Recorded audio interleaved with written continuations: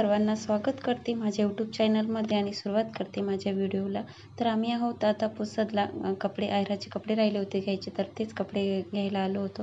आणि या दोघांना कपडेच पसंत येत नव्हते, खूप जास्त वेळ लावला त्यांनी कपडे घ्यायला। आणि माझा दादा येणार होता आयर करायला, तसं तर मी नको म्हणली होती दादाला की तो दुसऱ्या दिवशी ये म्हणून, लग्नाच्या दिवशी, कारण तो असा मुक्कामासाठी येत नाही, कुठंच राहत नाही मुक्कामी। तर मग म्हटलं परत जा, तो उशीर होतो खूप जास्त, कारण आयर संध्याकाळचेच होतात 6:30च्या नंतर, 7च्या तेवढ्यातनी, तर उशीर होतो। आणि मग जेवण वगैरे आटपून परत जायचं म्हणल्यावर खूपच वेळ होतो, कारण इथून माझ्या सासरून माझं माहेर जरासं खूप अंतरावर आहे, खूप लांब आहे, तर त्याच्यामुळं लय वेळ होतो म्हटलं, तर नको म्हणलं होतं। पण तो म्हणत होता की नाही, माझं उद्या येणं होत नाही लग्नाच्या दिवशी, आणि सोबत एक सोबती आणला होता, तर त्याच्यामुळं मग ते दोघं आलेत आणि जेवण वगैरे केले आणि नंतर मग परत गेले। तसं तर 11 वाजले होते बहुतेक पोहोचायला। आम्ही जेवण वगैरे केले आणि नंतर मग घरी आलो, आणि घरी आल्यावर बघा आमचं असं काही चालू असतं। फडकोबा आणला याच्यावर, मग मॅचिंग तेच होय, साधं ते लेस नाही, त्याला काही नाही, असंच आहे।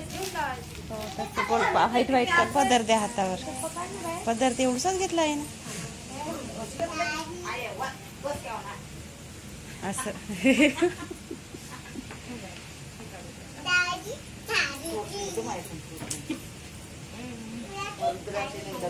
तर बघा असं काही चालू असतं आमचं। आई तशा बाहेर निघल्या होत्या, भांडं घेऊन दूध काढायला चालल्या होत्या बाहेर, पण आम्ही साड्या पाहत होतो, तर मग साडी घेऊन बसल्या नेसत। आधी ताईची नेसली होती आणि नंतर मग म्हटलं की माझी पण नेसून बघा म्हणून, म्हणजे मला कळन की कशी वाटते। आणि नंतर मग हे झाल्याच्या नंतर मेहंदी वगैरे काढली आम्ही आणि मग आराम केला। तसं तर आम्हाला 12च वाजले होते झोपायला। आणि नंतर मग आता सकाळचीच क्लिप दाखवते तुम्हाला, निघली तेव्हा तयारी वगैरे करताना काही मग शूट केलं नाही।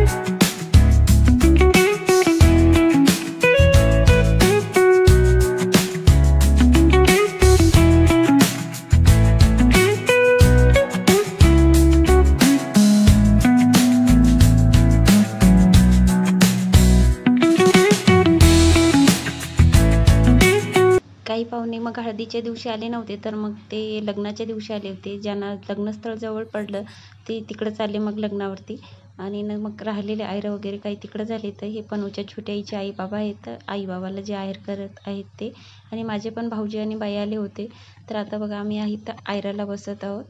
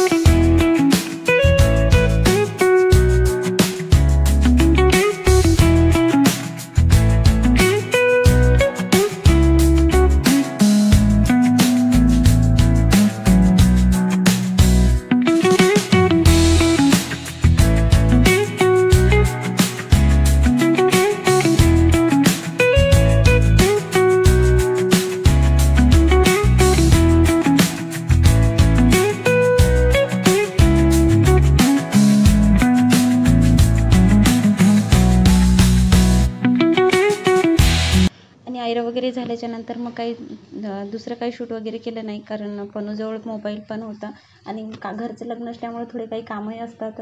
तर जे लाकडाचं मंदिर देवघर दिसत आहे ना, ते आम्ही घेतलेलं आहे नवरीबाईला, म्हणजे माझी पुतणीच आहे नवरी।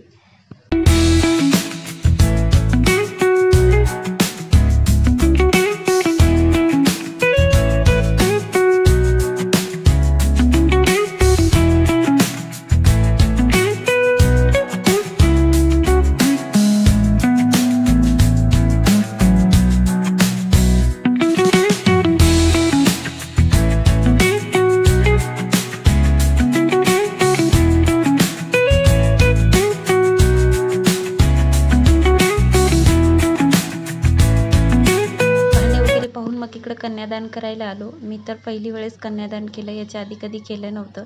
आधी मला कळतही नव्हतं की कन्यादान म्हणजे काय, कारण आपण असं कधी विचारच करत नाही ना की या शब्द म्हणजे कन्यादान म्हणजे काय असतं नेमकं. तर आता कळायला लागलं, जेव्हा मी कन्यादान केलं ना तेव्हा कळायला लागलं की ही कन्यादान म्हणजे की आपण आपली लेक परक्याच्या हातात देतो, म्हणजे आपल्या जावयाच्या हातात देतो, सोपवतो जावयाला. तर ही एक आईवडिलाच्या मनात होणारी एक वेगळी घालमेल आहे, ही शब्दात नाही व्यक्त करता येत. या दिवसाची प्रत्येक आईवडील खूप जास्त आतुरतेने वाट पाहतात. हा क्षण आईवडिलांसाठी खूप जास्त खुशीचा असतो आणि खुशी तर असतेच आणि दुःखही थोडं असतं, कारण आपलं लेकरू लांब जातं म्हणून थोडं तरी वाटतं, पण त्याच्यापेक्षा काही जास्त खुशी असते या दिवसाची.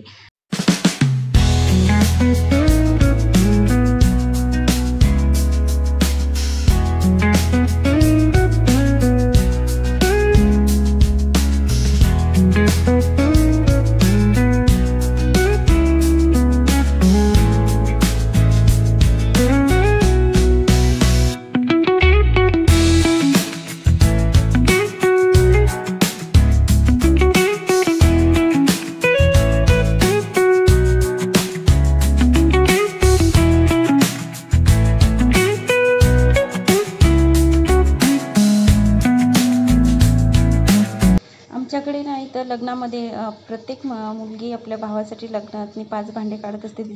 तिला जे भांडे आले ना त्याच्यामधले तिच्या आवडीने ती 5 भांडे काढत असते. तुमच्याकडेही असंच असतं का? तर कमेंट्स करून मला नक्की सांगा. आणि आता मी इथंच थांबवते माझ्या ब्लॉगला आणि चला भेटू पुढच्या नेक्स्ट ब्लॉगमध्ये.